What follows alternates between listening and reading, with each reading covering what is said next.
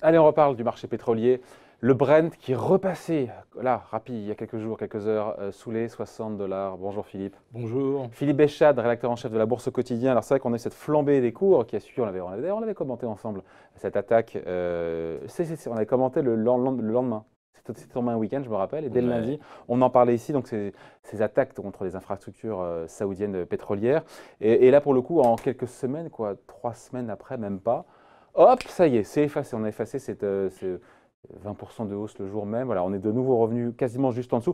C'est une surprise quand même que tout ça soit revenu, j'ai envie de dire, au niveau d'avant-crise, comme si, de par magie, comme ça, rien ne s'était passé.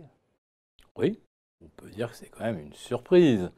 Parce qu'on l'avait commenté justement en direct, on découvre d'un seul coup une vulnérabilité des zones de production de pétrole saoudiennes. On les pensait protégées par une sorte de dôme de fer, hein. Certains voient à quoi je fais allusion. Et puis, c'est pas étanche, des missiles, des drones peuvent passer, causer des dégâts. Alors, la bonne surprise quand même après, c'était que l'Arabie Saoudite avait dit, dans 3 semaines, fin septembre, on aura retrouvé nos capacités de production à 100%. Alors, peut-être pas exactement sur les mêmes installations, mais enfin, ils en avaient qui pouvaient prendre le relais. Promesse tenue. Et le prix du baril retombe sous ses niveaux d'avant le 14 septembre. Exactement. Mais comment est-ce que le marché pétrolier a fait, encore une fois, pour faire face à cette perte subite de 5%? C'est pas rien, 5% de la production mondiale. Parce que Aramco a réussi, voilà, vous le disiez, à remettre à flot, à rétablir plus vite que prévu sa production de pétrole, parce qu'il n'y a pas eu de rupture finalement d'approvisionnement, parce qu'ils avaient des stocks et donc ils ont réussi à livrer leurs clients. L'Arabie en avait. Les États-Unis en ont. Heureuse surprise, l'Europe a également fait savoir qu'elle avait des stocks considérables. C'est-à-dire qu'on pouvait tenir pratiquement un mois sans qu'un seul pétrolier vienne à Rotterdam avec du pétrole saoudien. Donc voilà, le marché, c'est un marché quand même de futur, c'est un marché d'anticipation. Donc ils ont fait leur calcul. La production saoudienne, s'ils disent vrai, aura repris bien avant qu'on puisse commencer à se dire, bouf, on commence à tirer sur les réserves. Là, il ne faudrait pas que ça dure trop longtemps. Tout va bien. Mais alors, là où est le mystère, c'est que on aurait quand même dû maintenir dans le prix du pétrole une prime de risque liée à la potentielle vulnérabilité des installations saoudiennes. Et puis la crainte d'une escalade dans le Golfe, encore une fois. Attendez, là, vous avez les chars de M. Erdogan qui sont qui sont prêts, qui sont déjà en Syrie, hein, mais ils sont prêts à investir une nouvelle zone. Là, j'ai l'impression qu'il va y avoir des pourparlers qui vont être engagés entre Donald Trump et M. Erdogan là aujourd'hui même. Je ne veux pas trop timer le truc, mais enfin, c'est quand même très très chaud parce que Erdogan, sécuriser ses frontières, je veux bien. Enfin bon, il vise quand même peut-être un petit peu la zone kurde où on produit du pétrole quand même, faut être un peu réaliste. Ouais, encore une fois, beaucoup d'oiseaux de mauvaise augure nous ont dit, voilà, l'escalade des tensions, tout ça, voilà, potentiellement ça pourrait mener le pétrole à $100 le baril. S'il y avait un conflit avec l'Iran, ça serait encore pire. Et on a encore une fois un cours du pétrole qui rebaisse. C'est peut-être aussi parce que voilà, il n'y a pas eu de rupture, on l'a dit. La production est revenue en Arabie Saoudite et est revenue réalimenter le marché, mais aussi parce que peut-être que les marchés sont passés à autre chose aujourd'hui, parce que de nouveau c'est la guerre commerciale qui truste le devant de la scène, et avec les effets récessifs que ça a sur la demande d'or noir dans le monde, avec des perspectives de consommation d'or noir qui sont revues à la baisse. On revient aux fondamentaux. C'est apparent. Je mets toujours je prends toujours des précautions quand je dis qu'un phénomène a l'air évident. Oui, on a eu une déferlante de statistiques consternantes sur l'activité à la fois industrielle, manufacturière. Puis maintenant, on voit que ça va même contaminer le secteur des services. Ça veut dire quoi, ça? Ça veut dire qu'éventuellement, il y aura moins de bureaux à climatiser. Enfin, l'énergie, on en dépense partout. Si l'économie ralentit, ça veut dire aussi que peut-être le consommateur américain va passer moins de commandes chez Amazon. Donc, il y aura moins de DHL, moins d'UPS qui vont circuler sur les routes américaines. Sans les autres cités. Voilà, on ne fera pas de jaloux. Voilà. Donc on a aussi un indice d'eau transportation qui lui aussi montre beaucoup de faiblesses par rapport globalement à un Nasdaq, un S&P, un Dow Jones qui sont quand même allés à 2-3% de leur sommet Donc les absolu. fondamentaux, on l'avait dit d'ailleurs à l'époque, hein, Donc on a l'impression que les fondamentaux, plaident quand même pour un pétrole voilà, plus bas, et ce qui plaidait pour un pétrole plus haut, c'était justement les tensions et l'escalade des tensions, notamment entre l'Iran et l'Arabie Saoudite. voilà. Et donc on dit que ça intellectuellement, voilà. on voit la force qu'il a emportée. Voilà. Mais après ça, il va falloir qu'on parle un peu du concret là. C'est-à-dire C'est-à-dire que du pétrole, je le dis, je l'affirme, on en extrait moins. Où ça, en général ou aux États-Unis? Et on va passer ça en revue, hein. Vous avez l'Arabie Saoudite, vous avez le Venezuela, vous avez les États-Unis et vous avez Les États-Unis sont à 12 millions, plus de 12 millions de barils jour. L'offre, elle reste abondante aux États-Unis. Oui, Philippe. oui. Oh. Eh, Et oh. ils ont même battu en juin un record absolu Bon, bah alors. historique, 2,12 millions de barils. Bah oui, mais le problème, c'est que depuis, ça décline. Et qu'est-ce qui se passe? Alors, il y a moins de puits qui fonctionnent. Bah, il y en a qui sortent plus grand-chose. Ouais. Et puis, on reperce des puits. Mais alors, figurez-vous que comme ils sont tellement à la ramasse, les pauvres producteurs de shale oil américains, ils ont tellement plus de cash, ils sont tellement endettés, ils en peuvent tellement plus, que pour être sûr de trouver du pétrole, qu'est-ce qu'ils font?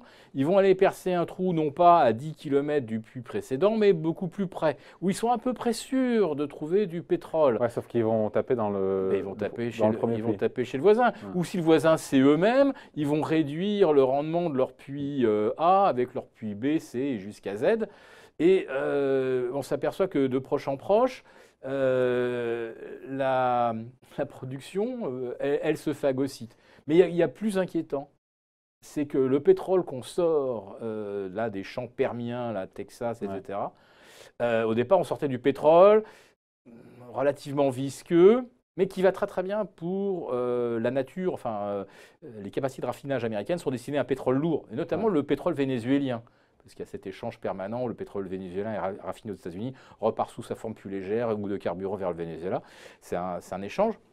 Et là, plus on creuse, là, et plus on sort un pétrole léger dont on a le plus grand mal aujourd'hui à en faire du carburant. Ouais. Alors qu'au départ, ce pétrole se convertissait assez facilement. Ouais. Qu'est-ce qu'on va faire de ce pétrole léger?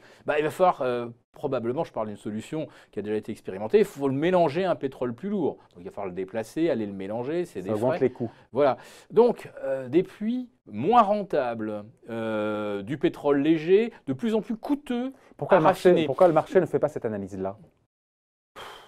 Il y a des moments où on se dit qu'il y a des mécanismes, où il y a des choses qui parasitent tout ça. Effectivement, les taux zéro,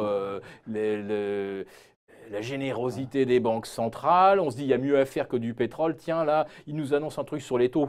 J'ai besoin d'argent pour aller faire un petit coup sur les taux, parce que là, on sait qu'on va avoir une hausse des T-bonds, des Bunds, des OAT, de tout ce que vous voulez. Et une baisse des taux. Alors, on retire de l'argent de quelque part pour le mettre là où on est à peu près certain de gagner. Donc, je dirais que quelque part, les annonces des banques centrales, en fléchant là où il faut investir, où on est à peu près sûr de gagner, ça retire de l'argent éventuellement, pas seulement du pétrole, hein, je parle globalement de toutes les comos, quoi. Ouais.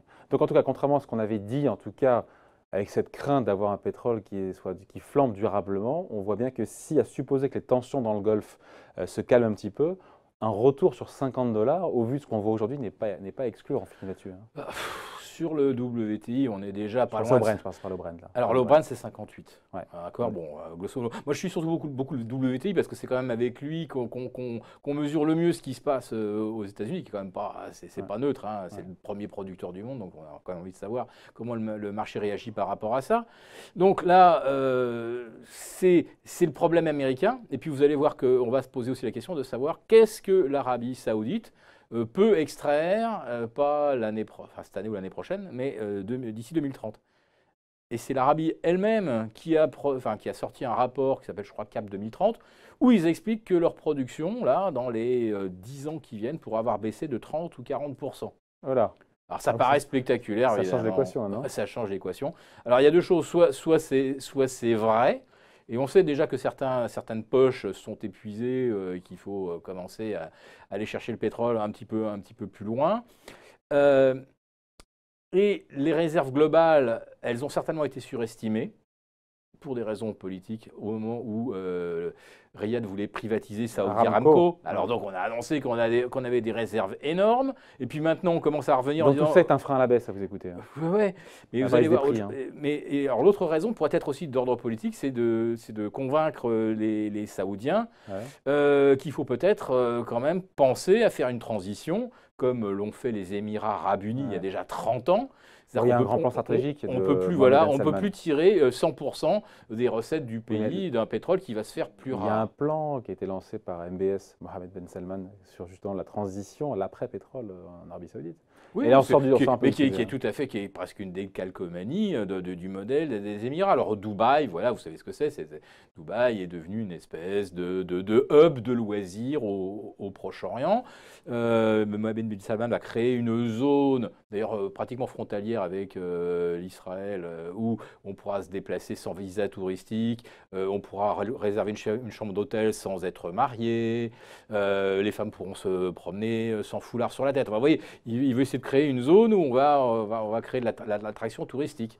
Bon voilà, en tout cas, on voulait revenir, pardon pour le truc à plus brève échéance, en tout cas voilà, sur ce pétrole, c'est pas le scénario qu'on imaginait encore il y a 3 semaines au moment des attaques contre les infrastructures saoudiennes, d'avoir un pétrole qui redescend, qui repasse sous la barre de $60. Je pourrais peut-être dire aussi un dernier mot de l'Iran. L'Iran produit 2 millions de barils. La Chine était son principal client. La Chine en a acheté d'abord 1 million de barils l'année dernière, puis 700 000 en début d'année, et là, il n'en achète plus que 200 000. C'est un indicateur qui est intéressant, ça, de voir que la Chine achète de moins en moins. C'est parce que les États-Unis leur imposent des sanctions. Il y a Costco. C'est lié au ralentissement et c'est lié aussi effectivement aux sanctions. Les sanctions, Costco, qui essaie d'importer du pétrole iranien en douce, s'est fait prendre par la patrouille. Et les États-Unis impose des sanctions à Costco. La compagnie nationale, la CNPC, la deuxième plus grande compagnie chinoise, avait passé un deal avec Téhéran pour exploiter le gisement South Pars. C'était quand même un projet de 5 milliards. Oui. Ils ont annoncé qu'ils jetaient l'éponge. Et là, on touche aussi à autre chose, c'est-à-dire que les Chinois, bon là, ils courbent la Chine, d'accord, ils n'achètent plus le pétrole ou ils ne cherchent pas de l'acheter par des moyens détournés, mais ça les agace prodigieusement. Donc le conflit sino-américain, il n'est pas que commercial, il est aussi énergétique et géopolitique. Allez, merci pour cette explication. Donc signé Philippe Béchade, rédacteur en chef de La Bourse au quotidien. Merci Philippe.